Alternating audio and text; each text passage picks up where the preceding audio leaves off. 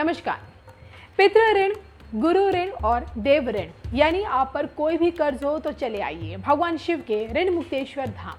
त्रिलोक के स्वामी भगवान शिव का ये एक ऐसा चमत्कारी धाम है जहां से कोई भी शिव भक्त खाली हाथ नहीं लौटता है। मध्य प्रदेश के डिंडोरी जिले से महज 14 किलोमीटर दूर कुकरमठ गांव में एक ऐसा मंदिर स्थित है जहां न सिर्फ हर कर्ज से मुक्ति मिल सकती है बल्कि दुखों से भी छुटकारा मिलता है। कैसी है ऋण मुक्तेश्वर धाम की ये चमत्कारी दुनिया और किस प्रकार बाबा के भक्तों को यहाँ हर कर्ज से मुक्ति मिलती है और यहाँ आकर शिव के ऋण मुक्तेश्वर स्वरूप के दर्शन होते हैं, ये जानने के लिए देखिए हमारी ये खास रिपोर्ट।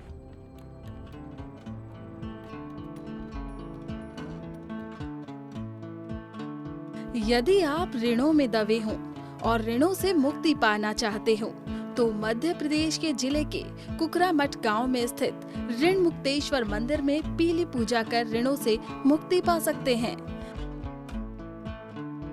इस मंदिर को श्री ऋण मुक्तेश्वर मंदिर के नाम से भी जाना जाता है। मंदिर भगवान शिव को समर्पित है। कहा जाता है कि मंदिर में भगवान शिव की पूजा और दर्शन करने से पितृ ऋण, देव ऋण और गुरु ऋण से मुक्ति मिलती है।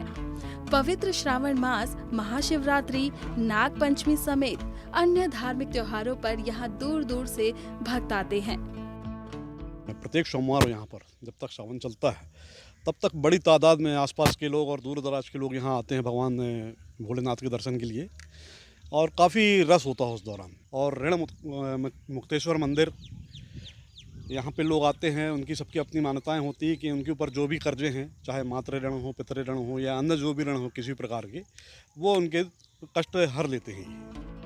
ऋण मुक्तेश्वर मंदिर का निर्माण 1000 ईस्वी के आसपास का माना जाता है। कुछ लोग इसे 8वीं सदी का भी मानते हैं। मान्यता अनुसार ये मंदिर कलचुरी कालीन है।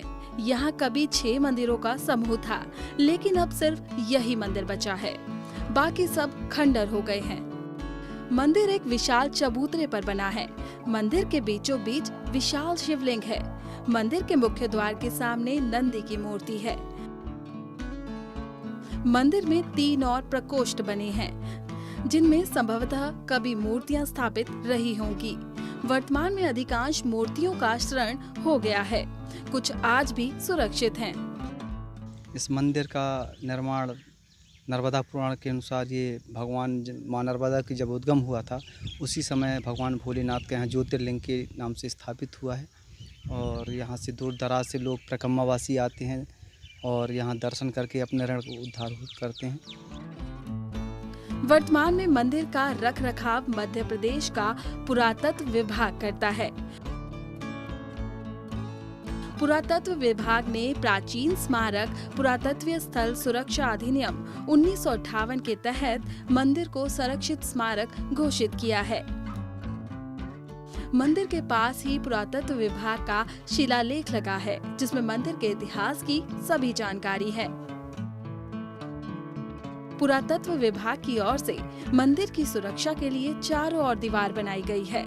मंदिर के संरक्षण की दिशा में सबसे पहला प्रयास अंग्रेजी हुकूमत के वक्त 1904 में किया गया था। इसके बाद 1971 में भारत सरकार ने इसकी मरम्मत कराई। 2010 में भारतीय पुरातत्व विभाग ने मंदिर के चारों ओर की दीवार को ऊंचा कराया, साथ ही मंदिर के सामने की जगह पर फर्श बनवाया। मान्यता अनुसार कलचुरी नरेश कोकल्या देव के सहयोग से तत्कालीन शंकराचार्य ने गुरु ऋण से मुक्त होने के लिए मंदिर का निर्माण कराया था। तभी से इसे श्री ऋण मुक्तेश्वर मंदिर कहा जाने लगा। इसमें विराजमान शिवलिंग मात्र के पूजन और दर्शन से पितृ ऋण और देव ऋण समेत सभी ऋणों से राहत मिलती है।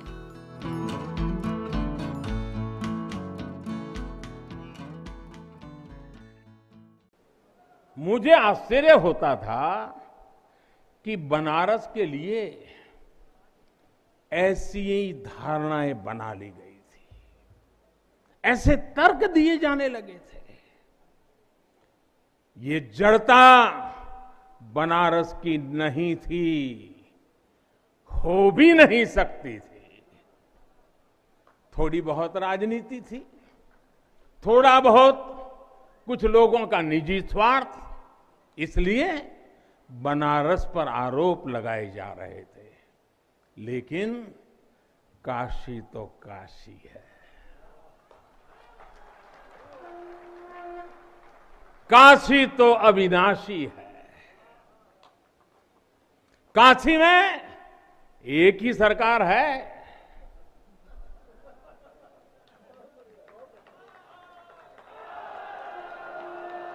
जिनके हाथों में डमरू है, उनकी सरकार है। जहां गंगा अपनी धारा बदलकर बहती हो, उस काशी को भला कौन रोक सकता है।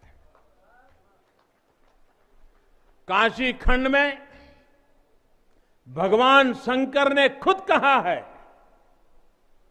विना मम प्रसादम वै कह काशी प्रति प्रद्युत्ते, अर्थात बिना मेरी प्रसन्नता के काशी में कौन आ सकता है,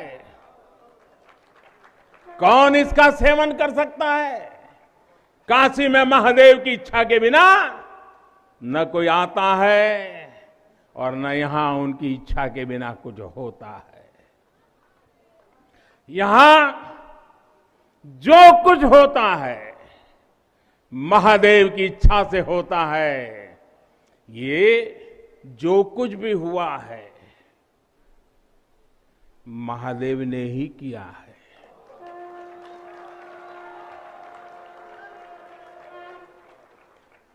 ई विश्वनाथ धाम तो बाबा आपन आशीर्वाद से बनैले हुअन।